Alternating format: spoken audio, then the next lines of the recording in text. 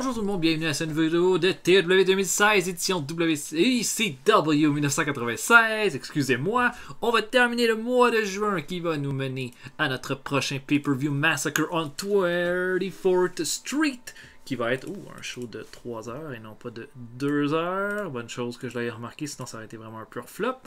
Donc voilà, lors du dernier épisode, on a fait un C+, pour notre premier show du mois de juin, alors que le show s'est terminé avec Tommy Dreamer qui venait de faire un heel turn et qui a passé Stevie Richards à travers la table après avoir battu avec Chris Benoit, Stevie Richards et Steve Austin. Vampire Warrior a battu Pitbull No. 1, une promo de Rob Van Dam qui challengeait The Sandman à un combat et Perry Saturn qui a battu Balls Mahoney. Bon show. Le pire segment, ça a été le dernier qu'on a mis, le Dreamer contre Stevie Richards. C+, pour 6398 personnes pour 0.15 en ratings. On a ensuite été à la semaine 2. Terry Funk a battu Devon Dudley dans le main event, le meilleur combat de notre épisode. Une promo de Terry Gordy qui comprenait pas pourquoi il n'était pas inclus dans le combat pour le championnat mondial. Le Sandman a battu Nova dans un bon combat. Les Radicals, donc Dean Malenko et Perry Saturn, ont battu 911 et G.D. Smith. Et un segment de face-à-face entre Steve Austin et Taz, avec Taz qui accepte que Steve Austin ait une autre chance pour le titre. On a eu un peu moins de gens qui sont venus avec 5988 personnes et on n'a pas les codes d'écoute encore. Notre champion du monde est Chris Benoit. Nos champions par équipe sont les Pitbulls et notre champion télé est Mikey Whipwreck avec 11 défenses de titre. Le prestige du titre mondial à AEW est à son plus haut avec un A+, C+, pour les titres par équipe avec une défense de titre et 11 pour Mikey Whipwreck pour un prestige de C+. On se dirige vers un combat entre Taz et Terry Gordy pour le prochain Hardcore TV. Vraiment hâte de voir ce que ça va donner.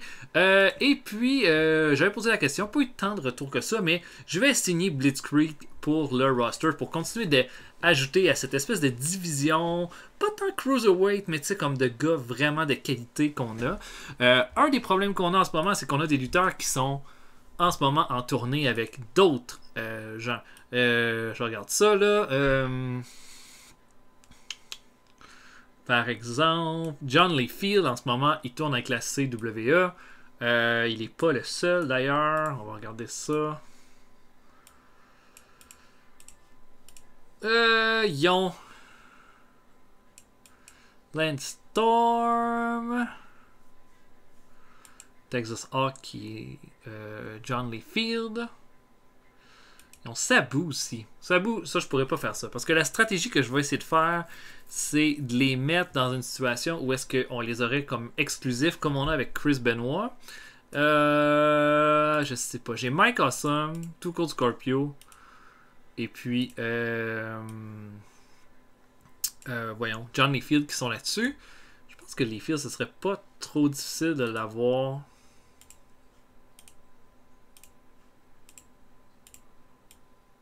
Attends un peu. Faudrait peut-être y demander plus. On va lui donner 1990 pour l'avoir exclusif. On va voir ce que ça va donner. Si ça marche pas, je pourrais peut-être essayer la même chose avec Mike Awesome et Too Cold Scorpio que j'ai plus accès depuis 2 mois maintenant. Peut-être plus que ça. Ça va pas bien là, donc j'aimerais vraiment ça les avoir. Donc voilà. Ensuite de ça, bon, je vais avancer jusqu'au prochain Hardcore TV, donc Taz contre Terry Gordy. Tiens, là, on va s'arranger. On va donner un bon montant à Taz, 5000. Il est content. Yes, sir. Ça va être bon pour notre backstage qui est à 78. Ça remonte lentement. Mais Paul Heyman a fait tellement de dommages avec Devon Dudley. C'est terrible. Donc, je vais avancer puis on va se voir après. À tantôt tout le monde. Donc, John Layfield veut pas signer en exclusivité avec nous. Bon, pourquoi Chris Benoit a signé en exclusivité avec nous puis JBL l'a pas fait? Non, c'est ça la question. Est-ce que... Mettons, je veux avoir Mike Awesome. Je vais payer 1300 pour l'avoir exclusif. Je sais pas ce que ça va donner. Mais bon, en ce moment, il travaille avec la War puis c'est tout. Donc... je réessayerai avec JBL, mais... ok, en tout cas. J'essaie avec Mike Awesome, on verra ce que ça va donner. On se voit après tout le monde, à tantôt. Ok, donc, Mike Awesome. Il accepte. 3 ans. Exclusif. Oh oh. Ça veut dire que Mike Awesome devient dispo. Oh, Oh, bonne affaire de fête, honnêtement. Oh, il a l'air d'être toujours avec la War. Mais il est exclusif avec nous autres. Donc, ok. Je sais pas comment ça va fonctionner, mais on a manqué ça. Donc, ok. On va avancer comme tranquillos jusqu'à notre prochain show. Steve Corino. Ça a été un gros nom de la AEW vers la fin de sa vie. Il avait pas ce look-là, par exemple. Teint en blond, il était contre la lutte hardcore. Il était hyper charismatique. C'était un de mes lutteurs préférés, Steve Corino, quand j'étais jeune. Je l'aimais beaucoup là, quand je recevais là, mes VHS de la ECW par la poste, que je payais presque 20$ chacun. Je pense que je payais 20$ pour un VHS de lutte. Mais j'aimais ça tellement à l'époque. Ok. Raw a fait un B- avec Shawn Michaels qui a battu Psycho Sid dans le main event. Alundra Blaze a battu Candy Divine. Et that's it. Ouais, rien d'autre d'intéressant. Ah oui, c'est vrai, on a Rey Mysterio blessé pendant 5 mois. Je viens de me rappeler de ça. Ah! Terrible. Ah, ça. Ça.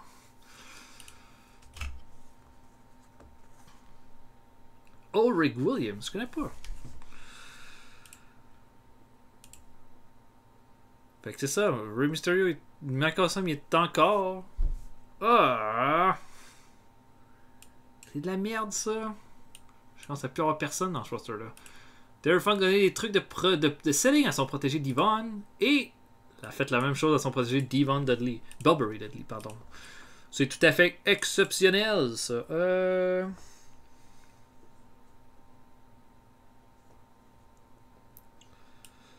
Qu'est-ce que j'essaie de mettre? Un gars comme Big Dick.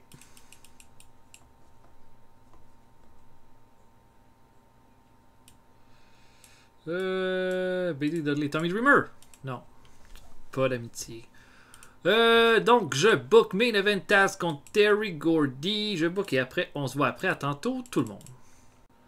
Ok, on commence ça en Pro Show avec Big Dick Dudley s'appelant Blue Meanie. Le Blue Meanie qui est aussi un ECW Originals qui a fait partie là, du Blue World Order avec Steve Richards et Nova. Il faisait partie des lutteurs locaux, donc je l'utilise ici. Je le ferai affronter Big Dick qui lui fait un Total Penetration à 6 minutes 22 pour la victoire. C'est un squash match. Les deux, ça clique pas ensemble. Ça donne un D+, en termes de performance. C'est pas fort. Et ensuite, Super Crazy affronte Blitzkrieg qui fait ses débuts officiels comme membre du roster de la ECW. Combat là, de Cruiserweight avec Super Crazy qui va faire un Springboard Moonsault sur Blitzkrieg pour le battre. Bon match. Match correct. 2D. Mais on ouvre ça. Alors que Raven, avec Beulah McGillicuddy, fait une promo là, en disant que Rob Van Dam est tombé. Est complètement tombé face à Raven lors de WrestlePalooza. Le massacre sur la 34e rue s'en vient. Mais c'est qui va le subir, ce massacre-là? Raven ne le sait pas encore, mais une chose est certaine. Il va encore avoir du sang qui va couler. Et là, on a une promo qui vaut un A. On n'a pas eu beaucoup de promos de A depuis qu'on a commencé. Et le Raven a été extrêmement bon là-dessus. Donc, ouais, chapeau. Ensuite, les Pitbulls défendent leur titre par équipe contre Jason Knight et Mustafa. C'est pas génial, mais c'est quand même un C+, avec les Pitbulls qui vont faire... Pitbull number 1 qui va faire un Dead Valley Driver à Mustafa pour la victoire. Juste une question. Bon, Pitbull number 1 a été battu par le Vampire Warrior en vue de leur combat contre le Malevolent au pay-per-view. Donc on leur donne un petit combat ici, là, bonbon, avant le pay-per-view. La Parka from Psycho 6, bon match de Cruiserweight. Et là, la Parka surprend Psycho 6 avec un Sky Twister Press pour l'emporter. Là, on va se diriger vers la Parka from Psycho 6 contre Super Crazy au massacre sur la 34e rue. Donc ça devrait être un excellent 3-way. Mais B-, c'est très très bon. Là. Pour moi, je pense que l'idée de miser sur ces lutteurs-là, là, sur des Cruiserweight ou des Luchadors, c'est vraiment bon pour la qualité de mes combats. Et le main event, Taz affronte Terry Gordy. Les deux ont une excellente chimie ensemble. Et Taz va l'emporter clean sur Terry Gordy à 18 minutes 10 avec le Taz Mission. Terry Gordy a tout donné. Il m'a jamais été capable de battre Taz. Et voilà, là. Et même Taz va améliorer son performance skill. Meilleure façon pour moi de crédibiliser Taz comme contender lui donnant cette victoire-là sur celui qui a été contender lors des 3 derniers pay-per-view. Donc, Taz l'emporte de façon claire et catégorique.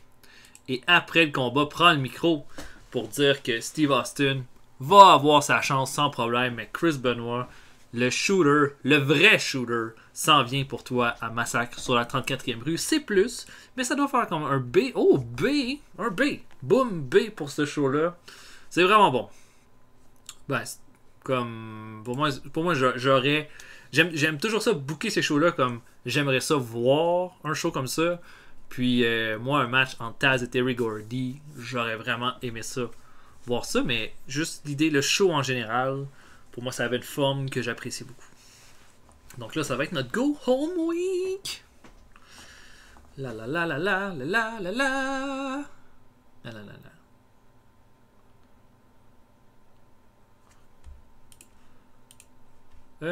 Psycho 6, Super Crazy et la Parker ont besoin de break. Ces gars-là luttent ailleurs en même temps. Là, fait que c'est normal. Mais on avait toujours pas Mike Awesome. C'est parce qu'il est en tournée. Il est pas en paper appearance. Ah! Merde! Ah, c'est en train de me bouffer couilles, ça.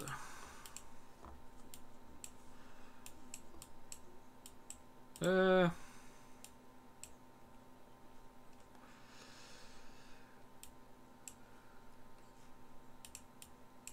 que je mets Stevie en main event? Il a besoin de victoire, Stevie. Mais en même temps, je suis pas vraiment personne pour lui donner une grosse victoire. Après, c'est Steve Austin en main event par contre quelqu'un d'autre qui n'est pas nécessairement un Devil Warrior de tailleur, mais mettons contre Dean Malenko. Yes! Un petit match Malenko contre Steve Austin. Et voilà. Donc là, ce que je vais faire, c'est que je vais avancer jusqu'au prochain Hardcore TV. Je reviens s'il y a des choses intéressantes qui se passent pendant attendant. Voilà, on se voit tantôt. A plus! Oh non! Je viens de signer Chris Jericho. Et il a un bras pété. 35 jours. Oh my god. C'était. C'est de la merde, ça. Je viens de. Terry Gordy au pay-per-view. Et là, je l'ai plus.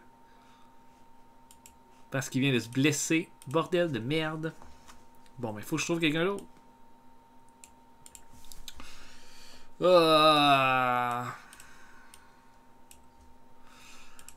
Je veux un bon lutteur qui peut être face.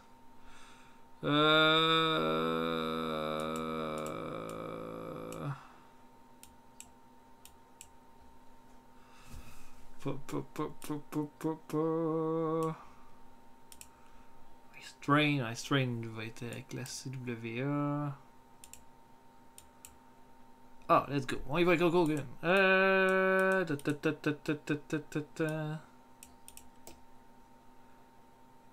Hands on. Thor Guerrero. Non, pas populaire dans le Tri-State.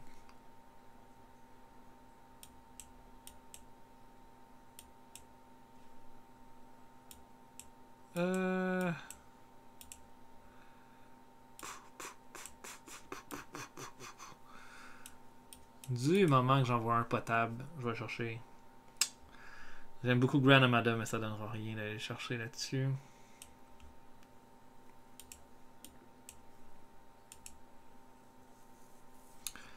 Oh mon dieu. Pourquoi le sort s'acharne sur moi?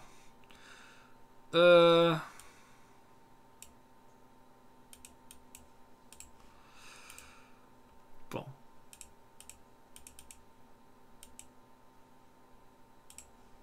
J'ai juste demandé à quelqu'un qui avait un minimum de popularité. À engager. Dynamite Kid, non merci. Il doit être complètement fini lui. Puis il va pas. Oh my god, j'ai jamais vu quelqu'un d'aussi orange que ça. Doug Gilbert, Dos Caras, nah. Dilo, nah. J'ai bien dit que c'était pour engager ça. Quoi qu'il me donne des gars qui sont sous contrat avec la WCW? Bon Dieu. Ah, c'est parce que son contrat se termine. Ah, non, merci. Devin Storm, non. Dale Wilkes. T'es un peu là. Chris Canyon, non merci. Chavo. Chavo, hein? Peut-être. Tant il colle moyennement à mon produit. Brian Clarkson, on a essayé ça, ça donne rien. Brian Lawler, Brian Blair, Brady Boone. Brady.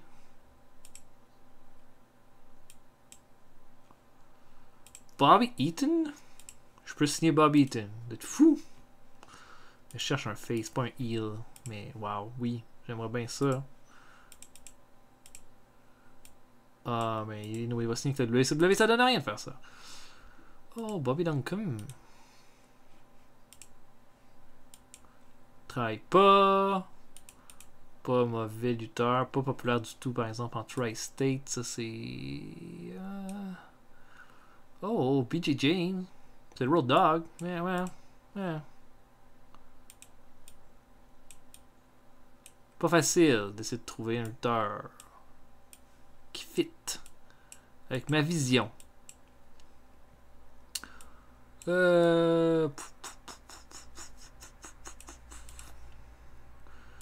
un bon hardcore.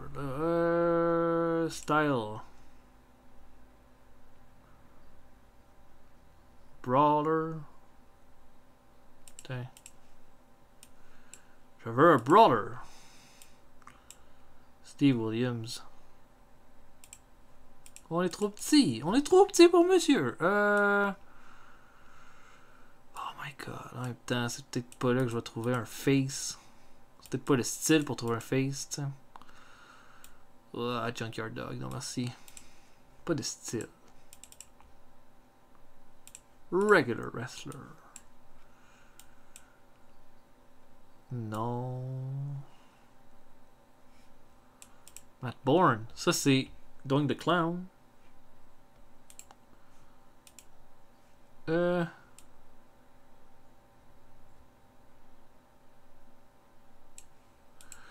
Non, c'est... Il a l'air d'être en mauvais état. Johnny Ace. Jim Powers. Oh my god. Là, quand est-ce que je vais être capable de trouver un lutteur de qualité? En même temps. Peut-être que je l'avais trouvé. C'était Dale Wilkes depuis le début. On va faire venir le Patriot à la ECW. Je sais pas ce que ça va donner. Donc voilà. Donc je continue. Et on se voit après. Attends tout. Ok, donc qui on a ce soir? On n'a pas Cornette. On n'a pas Jericho.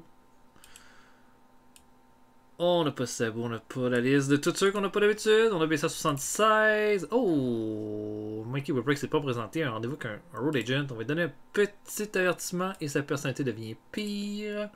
Faut en connaître des trucs de psychologie à Devon, des trucs de micro à Bubba Ray Dudley. Ok. Bon, je vais faire un medal plus au hasard. Avec Taz. Et Devon. Yes, ça marche! Une nouvelle amitié! Taz et Devon sont des bons amis. Oh, c'est merveilleux. Ben, il y en a des amis, Devon. Finalement. Ok. Donc, je boucle le main event. Va être Steve Austin contre Dean Malenko. Et pour le reste, on va se voir après. À tantôt, tout le monde. Ok, on ouvre ça pour Ratio alors que Rob Van Dam s'en prend à Little Guido dans un petit combat de 7 minutes 51. C'était le premier match de Rob Van Dam à la ECW. Je l'avais mis contre Guido. Ça avait donné un bon résultat. Puis là, encore une fois, pas vilain du tout. Rob Van Dam améliore son performance skill avec ça. Donc un combat de 7 minutes 51 qui s'est terminé avec un Van Terminator. Alors qu'ensuite, Terry Gordy s'en prend à Frank Stiletto, un lutteur local. Et évidemment, Gordy va non seulement le battre, mais l'annihiler et va lui faire un backdrop driver à 8 minutes 6 pour la victoire. On ouvre le show avec le Sandman là, qui répond au challenge de Rob Van Dam. Il a dit qu'il l'a entendu. Il a dit qu'il y a quelqu'un qui veut se faire un nom. Ben, tu sais quoi, je vais te donner ton nom. Je vais te le donner parce que tu vas être le gars qui va avoir le plus de coups de canne reçus dans le visage dans un combat de la ECW. Des petits punks comme toi, là, j'en mange au déjeuner. Puis tu vois la cigarette que j'ai, là, je vais te l'éteindre directement dans le front après t'avoir donné le pin 1, 2, 3. Bonne promo. Rivalité gagnant Heat, B-, Strong Start, tout va bien. Combat par équipe, Terry Funk et Terry Taylor affrontent les Dudley Boys. Et puis, Taylor là, s'entend bien avec Funk durant une bonne majorité du combat. Sauf que Funk va se retrouver retenu par Big Dick Dudley en bas du ring. Et ça va donner la chance aux Dudleys de faire un 3D sur Terry Taylor pour la victoire. Et les Dudleys vont chercher une victoire importante. J'ai vraiment voulu que ce soit Bill Berry qui fasse le pin pour qu'il ait cherché le plus de momentum possible pour qu'il arrête d'être un opener. Moi, je comprends pas pourquoi il est encore classé comme ça. Funk améliore sa technique et son flying skills avec ce match-là. Et un bon B-. Jusqu'à là, ça va bien. Championnat télé, Mikey Whipwreck affronte Rocco Rock. Et puis bon, Rocco Rock, là, ça va être un combat typique de Mikey Whipwreck, c'est-à-dire qu'il va en recevoir sur la gueule durant la majorité du combat, et puis pouf, va surprendre Rocco Rock avec un whippersnapper pour la victoire. Après le combat, Johnny Grunge va vouloir aller chercher Mikey Whipwreck qui va simplement quitter le ring, et Johnny Grunge le pointe en disant que c'en est pas fini, et Mikey Whipwreck célèbre avec le titre télé. Un bon C+. Et une promo de Tommy Dreamer en vue de son combat contre Stevie Richards. Il dit que là, ça va être le dernier match. La dernière chance pour Stevie quand il va l'affronter dans la cage au massacre sur la 34e rue. Et puis Stevie, tu penses que tu es devenu un bon gars, ben je vais te dire une affaire, tu as réussi à réveiller en moi tout ce que j'avais plus de violent et de malsain, puis je vais tout exploser sur toi au pay-per-view. C'est seulement pour ce segment. Et le main event, un bon B, Steve Austin affronte Dean Malenko, et c'est bon, avec Steve Austin qui va l'emporter clean sur Malenko avec un Stone Cold Stunner à 15 minutes 10. La rivalité gagne en heat avec ce match-là, mais on va terminer le show comme ça avec Austin qui va chercher une belle victoire clean sur Austin. Et ça a continué d'augmenter notre popularité dans 3 régions. Bien content de ce match-là.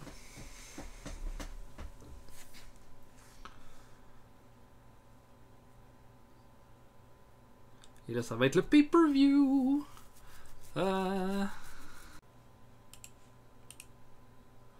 Oh, Dale Wilkes. On l'a.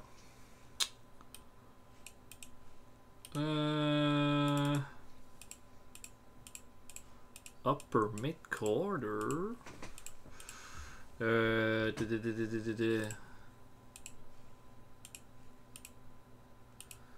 Oh, il va être en plus disponible pour la télé puis pour le pay-per-view.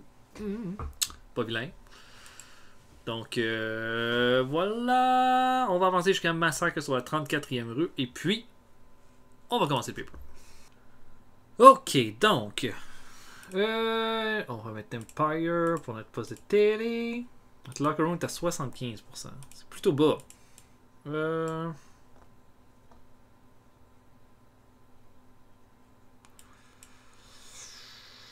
Mettons Bubba Ray. On va essayer de trouver un ami à Bubba Ray.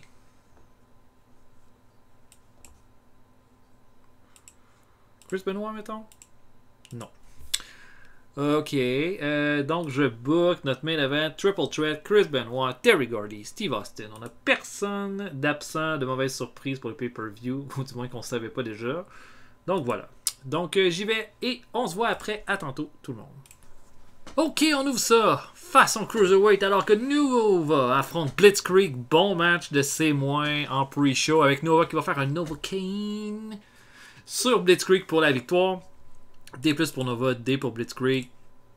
Parfait, j'en demande pas plus. On a ensuite un 6-man tag alors que J.D. Smith, 9-on-1 et Del Wilkes affrontent Mustafa Little Guido et Jason Knight.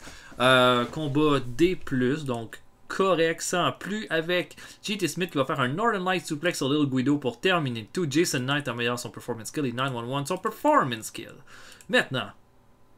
Oh. Ils sont pas contents d'être dans des combats hardcore. Championnat par équipe pour ouvrir le pay-per-view. Et ça part fort avec un B- alors que les Pitbulls à présent affrontent Malevolence. Bon match. Malevolence, ça commence, hein? Ça commence à prendre un C+ pour Vampire Warrior. Là, un B- dans un combat par équipe. Belle performance pour les deux teams. Avec les Pitbulls qui vont faire un double powerbomb sur Devil Warrior pour la victoire. Mais un bon combat bien partagé. Devil Warrior améliore son performance skill avec ce combat-là. Donc ça c'est très bien. Donc on commence ça fort. On a ensuite les Chair Swing Free qui affrontent les Radicals. Les Radicals c'est un peu... C'était le combat un peu bouche-trou du pay-per-view. J'ai pas tant de préparation, mais c'est un combat que je me suis dit ça va être bon pour mettre en valeur Saturn et Malenko qui ont une bonne chimie ensemble. Saturn est blessé cependant, donc ça fait pas un grand match. Mais un C+, avec Saturn qui va faire un Saturn Bomb sur Balls Mahoney pour la victoire. Axe Rotten améliore son performance skill. Même chose pour Dean Malenko avec ce match-là. Donc très bien. Dans les circonstances, c'est très bien.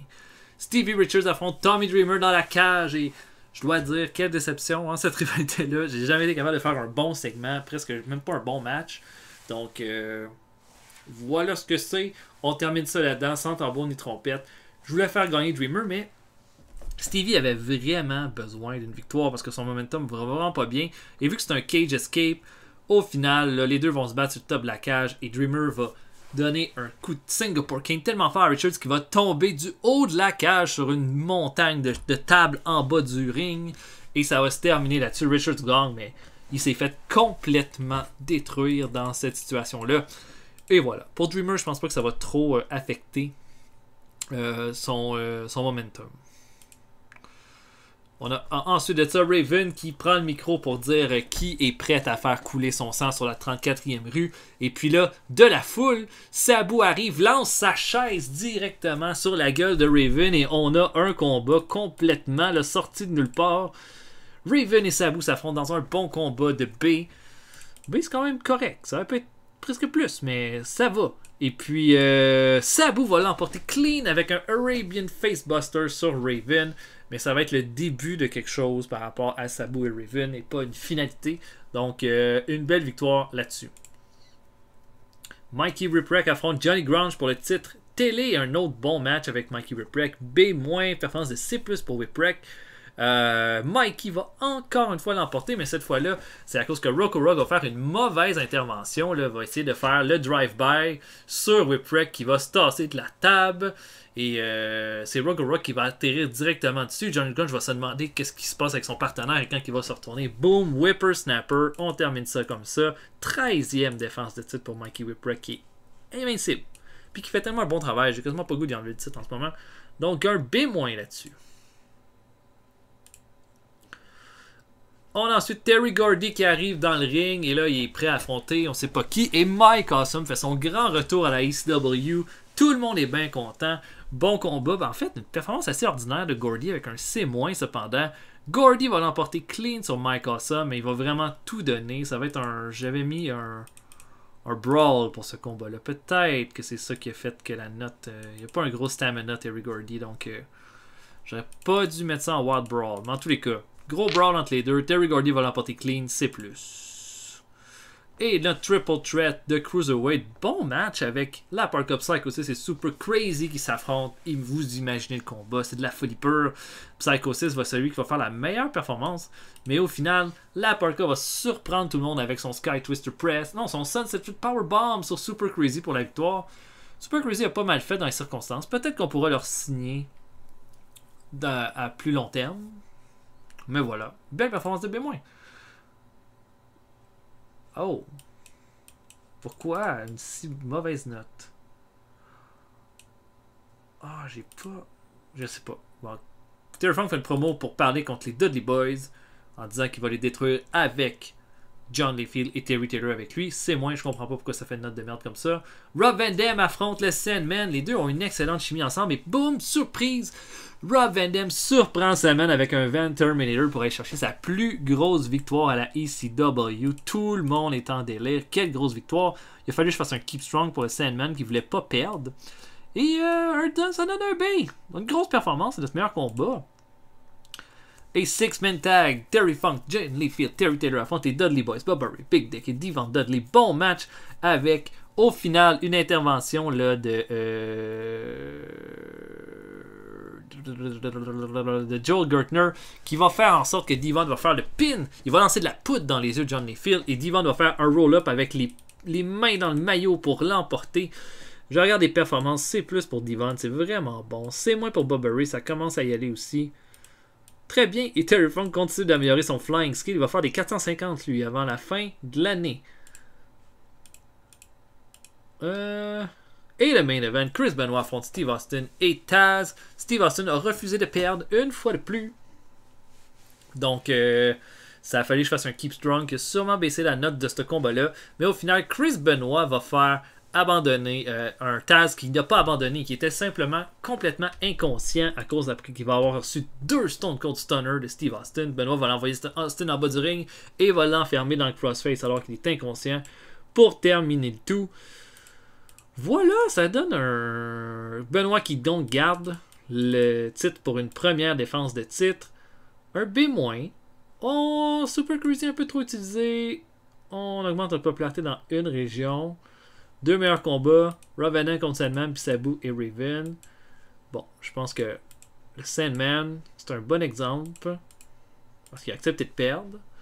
Ensuite de ça, je pense que Sabu a fait une belle performance. Puis...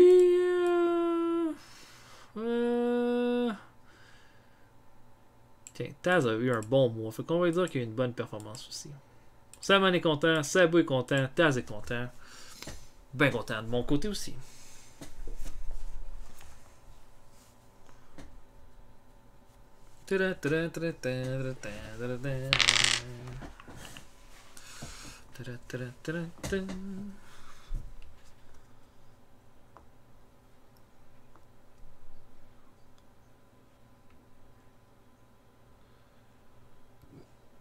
Ok, notre feedback est excellent pour Massacre on 34th Street.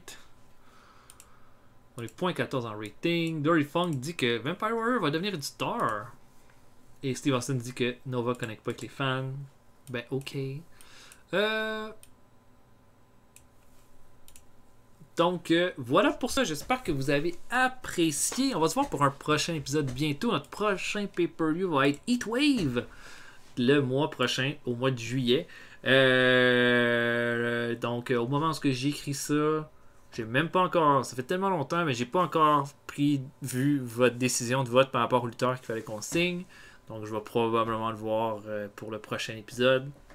Et puis ben, pour le reste, j'espère que vous avez apprécié. On va se voir pour un prochain épisode bientôt. Mon nom était Retro Pile Driver. Je vous souhaite une bonne journée à tous. Salut tout le monde.